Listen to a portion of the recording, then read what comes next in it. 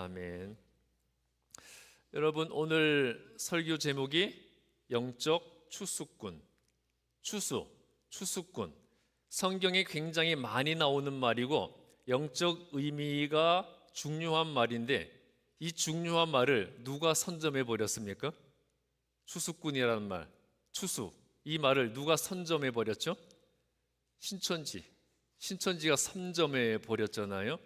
그래서 이 중요한 말을 이 개교회에서 거의 금기어가 되어버리고 있어요. 추수꾼, 추수, 그 신천지를 의미하는 말이 되어버렸거든요. 그러나 아무리 신천지가 선점을 해버렸다고 하더라도 이 추수꾼이라는 말은 굉장히 중요한 영적 의미를 가지고 있습니다. 그래서 우리가 그 의미를 알 수 있어야 될 것 같아요. 여러분, 저 신천지 아니니까 여러분 그런 걱정은 절대 안 하셔도 됩니다. 여러분, 이 세상에 얼마나 많은 종류의 생물이 있을까요? 인간을 포함해서 얼마나 많은 종의 생물이 있을까요? 학계에 보고된 바로는 확인된 게 150만 종이래요. 그런데 그것을 넘어서서 확인되지 않은 생물까지 1500만 종에서 1억 종까지의 생물이 있다고 합니다. 그렇다면 1억 종까지 생물이 있다면 우리 인간, 내가 인간으로 태어났다는 것, 몇 대 몇의 경쟁을 뚫고 인간으로 태어난 거죠? 1억 대 1의 경쟁률. 그 희박한 확률을 가지고 우리가 이 세상에 인간으로 태어나게 된 거예요. 여러분이 한번 생각을 해보세요. 내가 그 징그러운 뱀으로 태어나거나 그 더러운 바퀴벌레, 구더기, 기생충으로 태어났다고 생각을 해보세요. 이게 얼마나 비참하고 끔찍한 일입니까? 즉, 우리가 인간으로 이 세상에 태어났다는 것만으로도 우리는 큰 축복을 받았다는 거죠. 1억 대 1의 경쟁률을 뚫고 그 얕은 확률을 안고서 우리가 인간으로 이 세상에 태어난 축복을 누리게 되었다면, 그런 우리 인간이 이 세상에 아무 의미 없이 목적 없이 보내심을 받은 것은 아닐 거예요. 하나님이 목적 없이 우리를 이 세상에 인간으로 보내시지는 않았을 거라는 거죠. 자, 우리는 이 세상에 저절로 태어나고 우연히 태어난 게 아니에요. 많은 부모님들이 자기 자녀들을 향해서 쟤는 실수로 태어난 애야, 저 아이는 실수로 태어나서 그런 말들 하잖아요. 저만 하더라도 저의 딸아이 어릴 때 항상 그런 말을 했었어요. 우리 딸은 실수로 태어난 애라고. 근데 시간이 지나고 보니까 그게 참 비신앙적인 말이더라고요. 이 세상에 실수로 태어나는 사람은 없습니다. 우리 인간의 관점에서는 실수일지라도 하나님의 관점에서는 섭리입니다. 우리는 이 세상에 하나님의 뜻과 섭리에 따라 보내심을 받은 거예요. 아담과 하와가 하나님이 창조하신 세상을 다스리라고 보내심을 받았다면, 이제 우리는 아담과 하와의 원죄로 인해서 타락한 이 인간들과 세상을 구원하여서 다시 하나님이 보시기에 좋은 모습으로 회복시키라는 그 사명을 받은 것입니다. 오늘 구약 본문 창세기 1장 27절부터 28절은 나를 이 세상에 보내신 하나님의 뜻과 섭리가 분명히 있다는 것을 말씀하고 있어요. 하나님의 뜻과 섭리 가운데 내가 이 세상에 보내심을 받았기 때문에 그런 나에게 주어지는 일, 그리고 나에게 일어나는 모든 일에는 설령 그 일이 나쁜 일, 좋지 않은 일, 불행한 일이라고 할지라도 그 모든 일 가운데 다 하나님의 뜻과 섭리가 있습니다.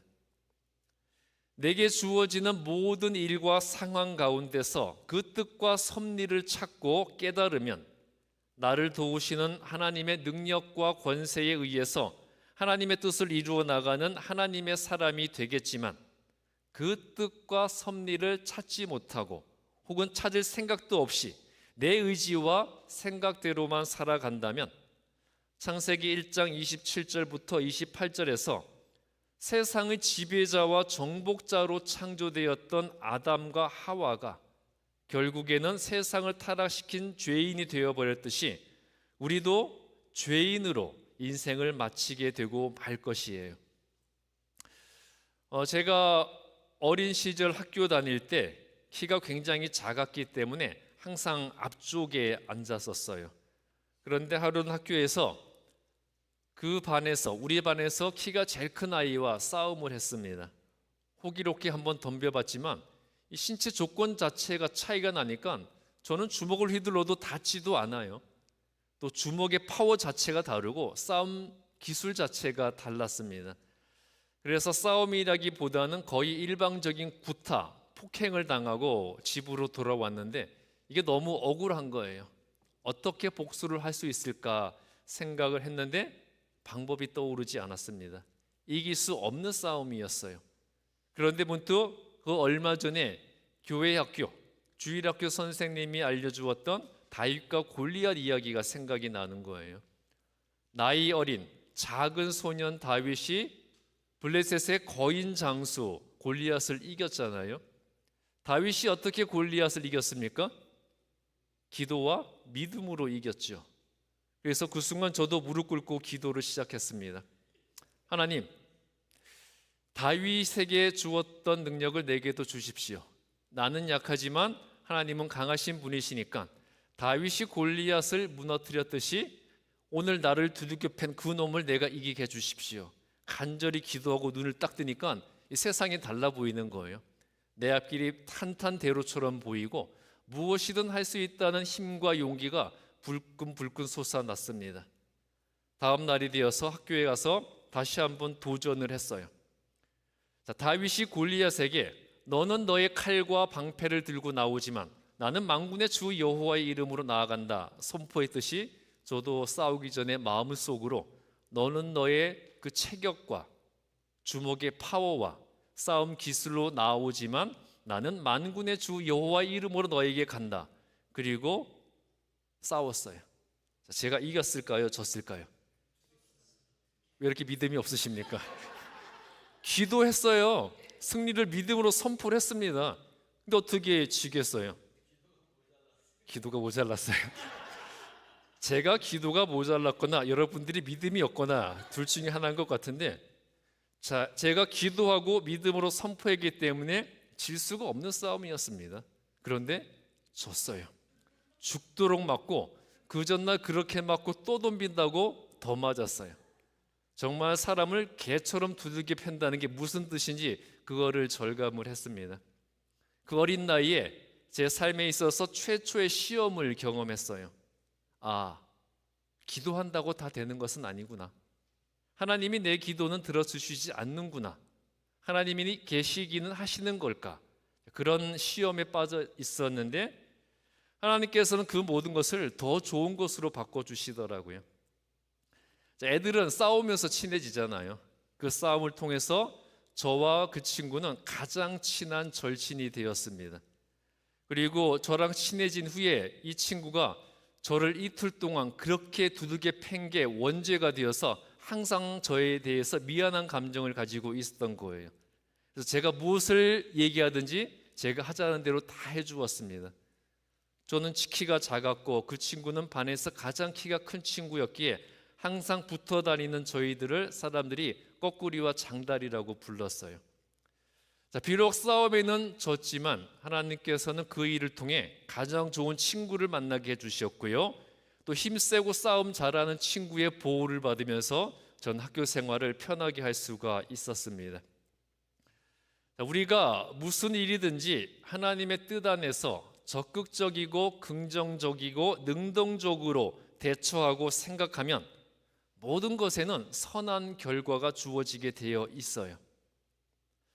하나님은 나를 이 세상에 죄인을 구원하고 또 이 세상을 회복시키라고 보내셨기 때문에 그러한 나에게 일어나는 모든 일 가운데 하나님을 의지하고 하나님의 뜻을 쫓고자 한다면 나를 통해서 이 세상을 구원하고 변화시키고자 하시는 하나님의 능력은 반드시 나타나게 되는 겁니다.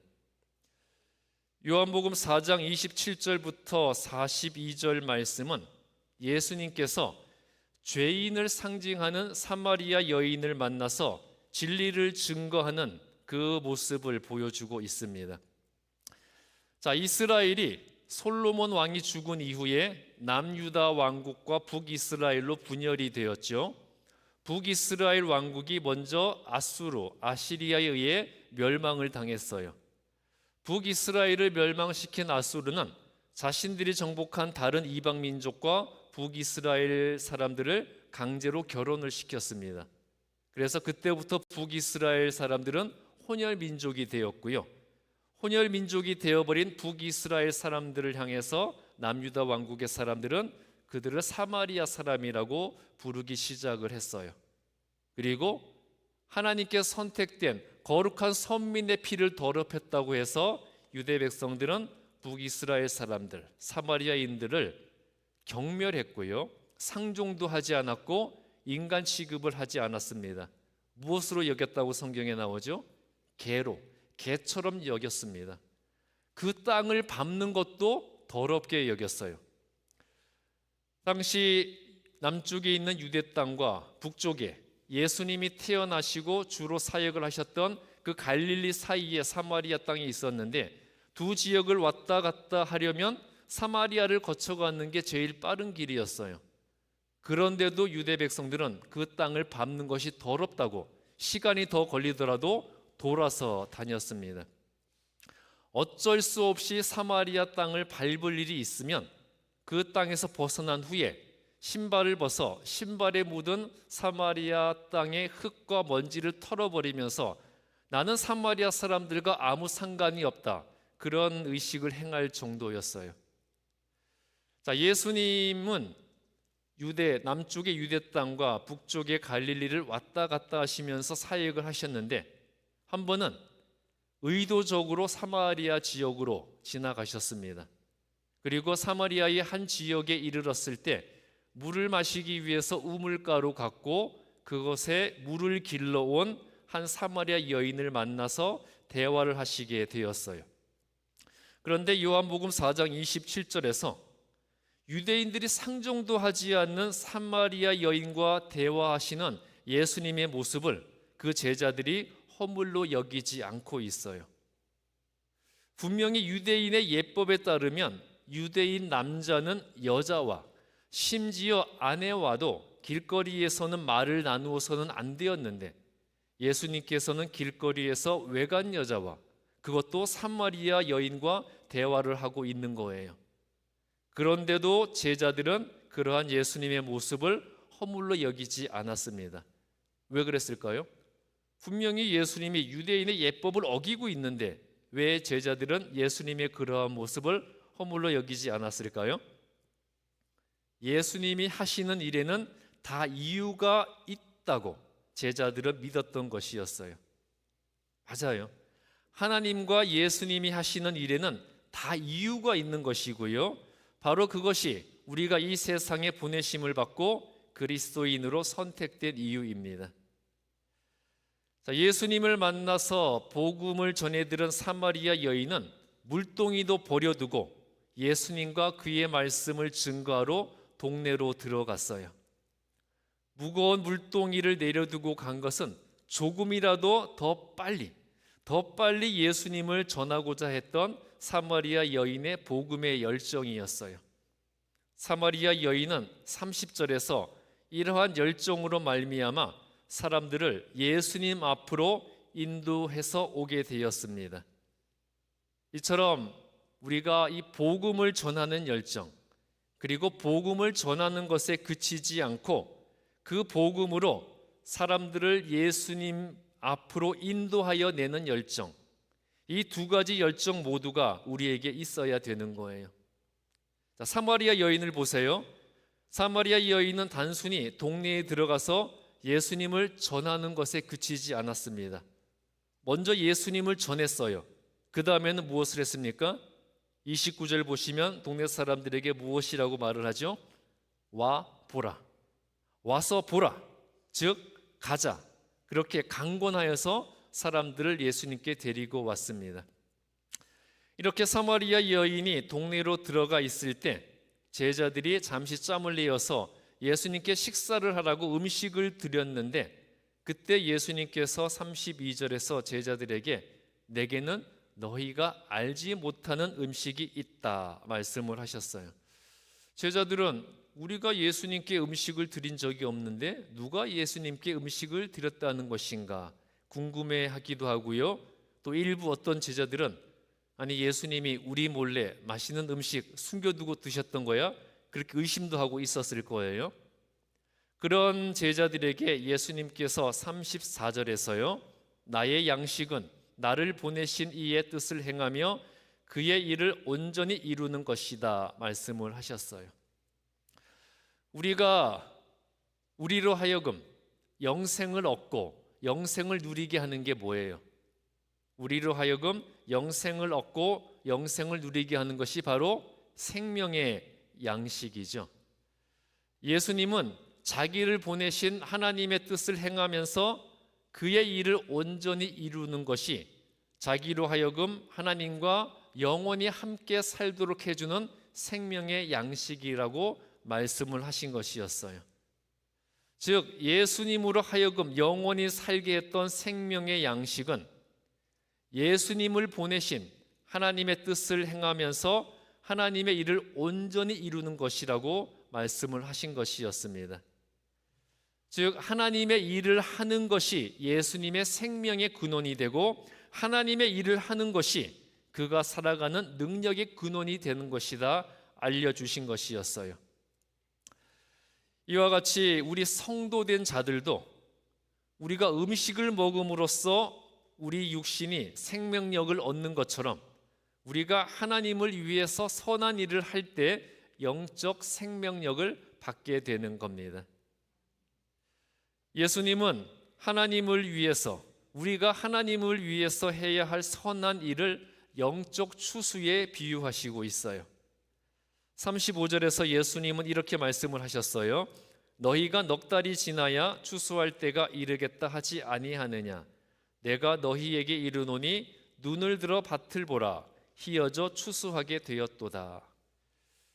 예수님께서 여기에서 너희가 넉 달이 지나야 추수할 때가 이르겠다 하지 않느냐 그렇게 말씀을 하셨죠. 이 말씀은 사람들이 곡식을 바라보면서 언제쯤이면 곡식을 추수할 수가 있겠구나 그 추수의 때를 고대하고 기대한다는 의미였어요. 그런데 사람들이 곡식을 거둘 일에 대해서는 미리부터 손꼽아 기다리면서도 영적 추수에 대해서는 등한히 여기고 있습니다. 곡식을 거둘 그때는 간절히 기다리면서 영적 추수에 대해서는 신경을 쓰지 않는다는 거예요. 그래서 예수님께서 눈을 들어 밭을 보라 희어져 추수하게 되었다 말씀을 하셨습니다. 즉 영적 추수의 때가 되었다고 말씀해 주시는 거죠. 자, 여러분 우리가 이 교회를 나가서 파킹랏에 서면 무엇이 보입니까? 파킹랏에 나가면 무엇이 보여요? 우리 눈앞에 세상이 있고 우리 발 아래에 이 땅이 있어요. 하나님께서 왜 우리 눈앞에 우리 발 아래 그 세상을 보도록 만들어 주셨을까요? 왜? 좋은 경치 감상하라고요? 물론 그것도 하나의 이유겠지만 가장 중요한 이유가 무엇이겠습니까? 우리의 눈에 이 세상과 이 땅을 보여주시는 것. 왜 그렇게 하셨겠어요?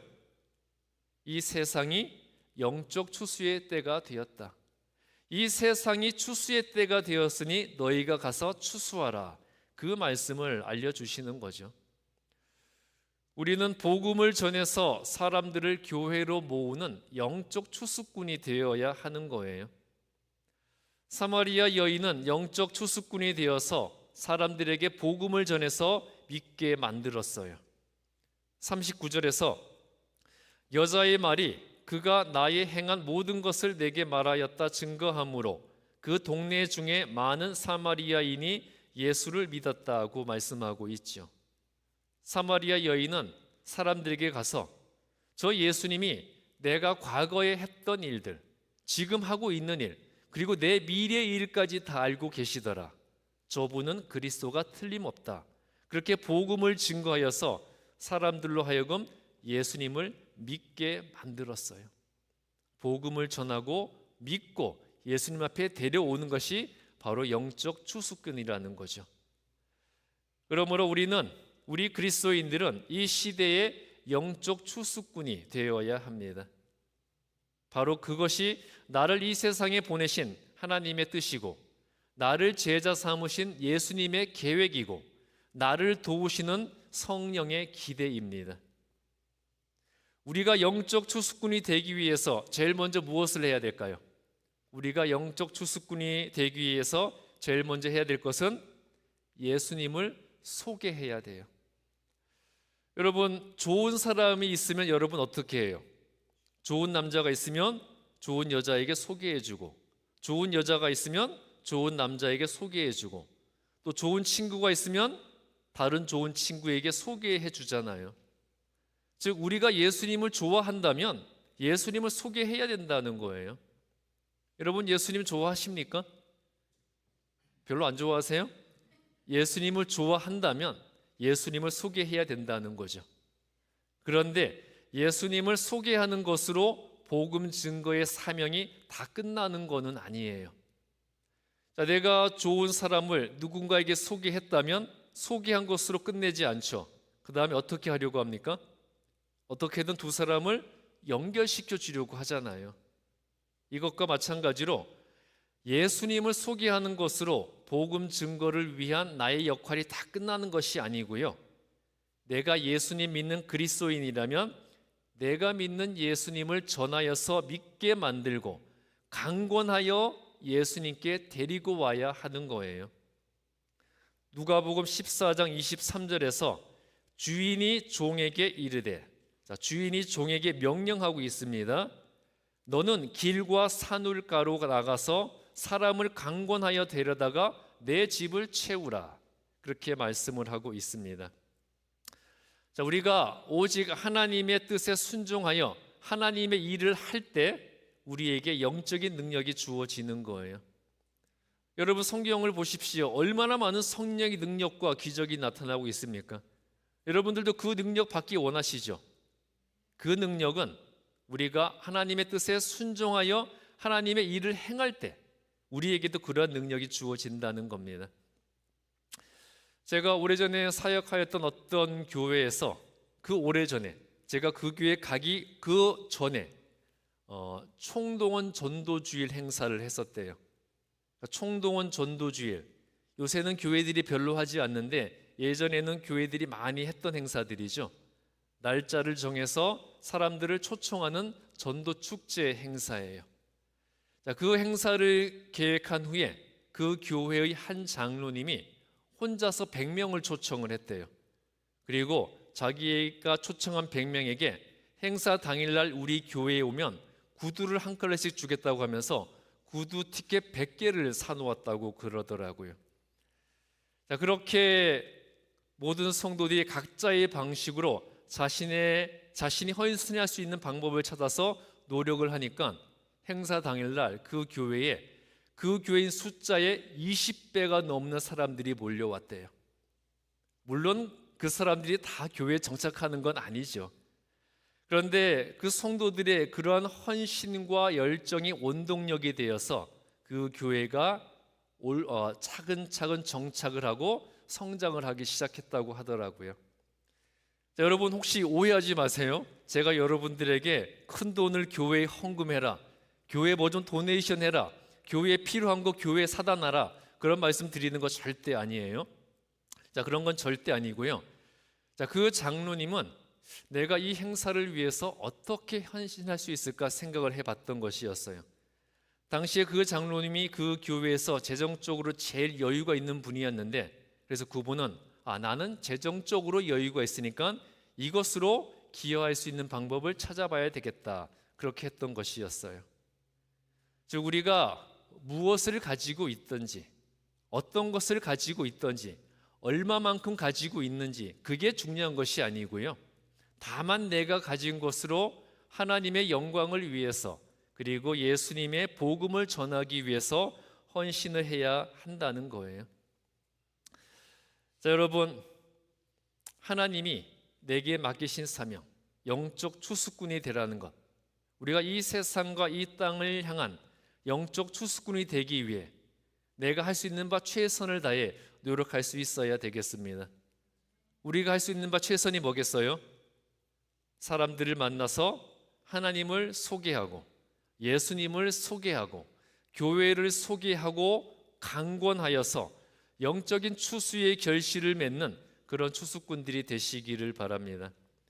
우리 주반석교회 성도 여러분들, 신천지가 말하는 추수꾼이 아니라 예수님이 말씀하신 이 시대와 이 땅의 구원을 위해 나서는 거룩한 영적 추수꾼이 되시기를 주님의 이름으로 축복합니다. 기도하겠습니다. 하나님,